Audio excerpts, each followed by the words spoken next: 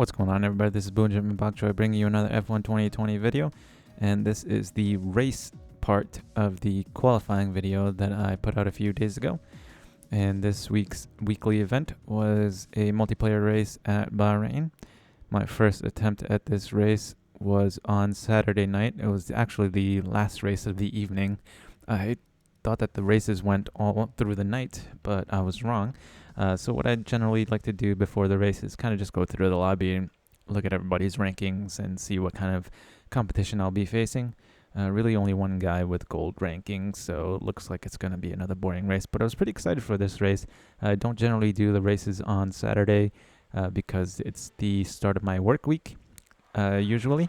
So I was kind of excited and jumped on Saturday night to do this race, and was really looking forward to completing my weekly event race on Saturday. But the eagle-eyed viewers will have noticed that I made a huge mistake there. I did kind of play around with the pit strategy before the start of the race, played around with the fuel, but if you noticed, I forgot to load my setup. So just starting to realize that right now, and I've thought for maybe a second or two that I might just do a race with one of the default setups, but I thought better of that and just kind of rage quit.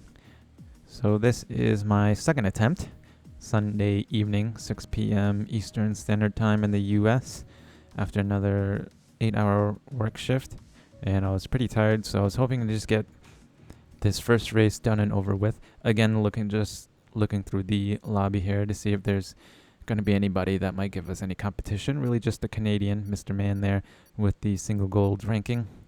So now I'm just going to be looking to see where he starts. I finished, I think, P14 in qualifying once the week was over. So unless I run into one of the 13 guys that qualified higher than me, I was pretty sure that I was going to start on pole, which I did. And just hoping that the better drivers or the drivers with higher rankings weren't starting directly behind me. So this time I did remember to actually load my setup, still using the same exact setup that we had been using for practice in time trials and the same exact setup that we used for the quali run earlier in the week. And now this is usually when I'm at my most nervous, just because I'm not quite sure how everybody's going to be driving. Taking a look at my assists just to see what's on and what's not, to kind of prepare for the race. I'm usually shaking by now. My feet are kind of jittery and my heart rate is through the roof. I know it's just the weekly event race. I don't know why I get so nervous for these things. So now everybody's kind of just finalizing their setups and pit strategies. And now I realize that the one gold ranking guy is not even in the top 5, so this should be a pretty easy race. So the race, looking at the proximity arrows at the bottom, looks like everybody's falling back. I can see everybody behind me in my rear view mirror completely. Dexter Morgan makes a dive from P4 there, kind of runs into a few guys, but for the most part everybody makes it cleanly through turn 1. A little bit of concertina effect, bringing out the yellow flag there. So now my goal is shifting really to just getting out of DRS range, and you will see in a second here, before we even get to like turn 6, I think, we're already a second in front of everybody else. I'm sure everybody is battling behind me. This is probably causing everybody to slow down a little bit and the gap to widen, but we are out of DRS, and it was pretty clean first sector there on the first lap. Pay attention to the mirror here. I think the guy that Dexter Morgan took out at turn 1 got a little bit of revenge. I don't know if that was a mistake or done on purpose or not, but Rigalaggio there has retaken P2, and Dexter Morgan's fallen back to 3rd. And now our gap to P2 is almost 3.5 seconds, and at this point I'm still not quite sure where everybody's at, just because they had been battling behind me.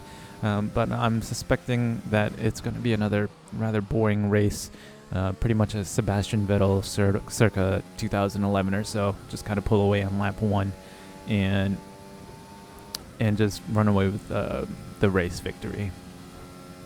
So I'm not going to make you watch every single lap, just going to skip to the end of every lap. And now starting lap 3, my suspicions are pretty much confirmed because we had 4-second gap at the end of the first lap. And now it's 5 seconds and 6.5 seconds. So it's not going to be a very entertaining race to watch. I apologize for that. So the multiplayer car, even though we are using the same setup as practice and quali, it still felt rather unstable for some reason. It felt pretty stable during qualifying, but now that we're in the race, obviously not getting quite as much downforce because we're not going as fast. It felt really unstable going into and coming out of certain corners, and I felt like I needed to wait a little while longer to get on the throttle to really get good traction. But even though we did have some handling issues, by the time we jump into the pits at the start of lap 8 here, we're 12 seconds ahead of everybody else. I generally don't like jumping into the pits before the people behind me jump into the pits, just because, especially for these races where you're going against random drivers, you really don't know how people drive or what their personality is.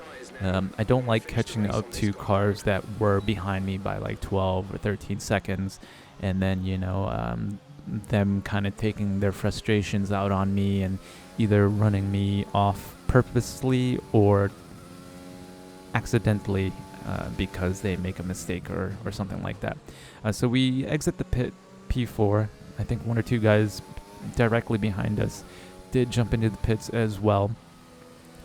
Hopefully, I was hoping not to catch up to any of the guys that had jumped me in the pits, but this Gmus guy in P3 is only about 2 seconds in front of us. We're on the fresh mediums now, so we're likely going to catch up to him, and just kind of praying now that he jumps into the pits at the end of this lap here. So P1 and P2 are about 7 seconds or so in front of us, and now if you kind of keep an eye on the mini-map, Mr. Man, the guy that we were worried about at the beginning of the race, looks like he made a mistake. I don't think there was any contact there. He was kind of far behind P1, so I think he made a mistake going into that right-hand turn and kind of goes off track. So now it looks like he'll probably be jumping into the pits. His tires are probably, the temperatures are probably going through the roof. And it sounds like there was a collision going into the pits there. I think he just didn't get on the brakes fast enough. So now, start of lap 10 here. The guy that was in front of us, Rigolagio, jumps into the pits, and all my worries about somebody ruining my race are kind of over, and we can kind of just focus on finishing off the race without making too many mistakes. So I do want to finish this race as fast as possible, as your overall race time does affect your score. But it was kind of a pretty boring race. As you can see, start of lap 13 here, and we are 25 seconds ahead of P2. Dexter Morgan there with a 3-second penalty, who does, I think he jumped Rigolagio in the pits. So he does make his way back up into P2. Dreamus, who started P2, has made his way back up to P3 there. And it looks like that's where we're going to finish. I did think for a little while there, maybe half a lap or so, about jumping into the pits, throwing on some softs, and trying for a fastest lap.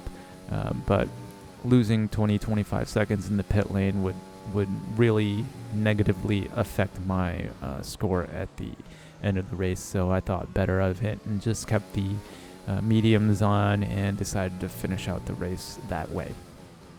So I do apologize that this wasn't a super entertaining race to watch, but I don't really make too many of these videos of the races for the weekly events, so I figured I'd put this one up for you guys to watch, kind of just go over what goes through my mind at different points of the race, and maybe help you guys out in your decision makings when you're doing races. But yeah, thank you guys for checking this video out. Again, I apologize for not much action. I do love a good battle or two during the race, but let's face it, I love winning even more. So even though there wasn't too many battles, I'm still happy with the race victory. And then once I usually finish races, I do kind of just jump around to other onboards to see if there are any battles going on the final lap.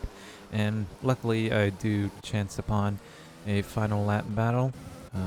A few incidents between these guys, but I'll let you decide if it was done on purpose or if maybe it was just a lack of experience driving online. But yeah, we do finish P1, I think, at the end of the race. Overall, I was P18 on the scoring chart. Not exactly sure where I finished once all the races were done at the end of Sunday night, but I'm pretty sure I finished top 25. Haven't jumped on to see what this week's weekly event or weekly challenge will be. I hope it's an overtaking challenge again. I do love those things. But yeah, that was a little incident on the final lap that I was talking about earlier. But yeah, that's about it. Thank you guys for watching this video. Let me know where you guys finished if you did the weekly event this week. I do love to know how well you guys do. I hope this has given you some insight into how I prepare for and think during the races. And I hope that it helps you out. Even if it is just a little bit, maybe you pick up one or two things that you heard or saw me doing in this video and implement that into how you guys drive. But yeah, thank you for checking this video out. I will probably most likely be doing another video for this week's weekly event. In case any of you guys need any help with that, let me know how you guys did. Stay tuned for more videos, and remember to eat your bok choy, guys. If you think I've earned it, please leave a like, comment, or a subscribe, and I will see you guys in the next video.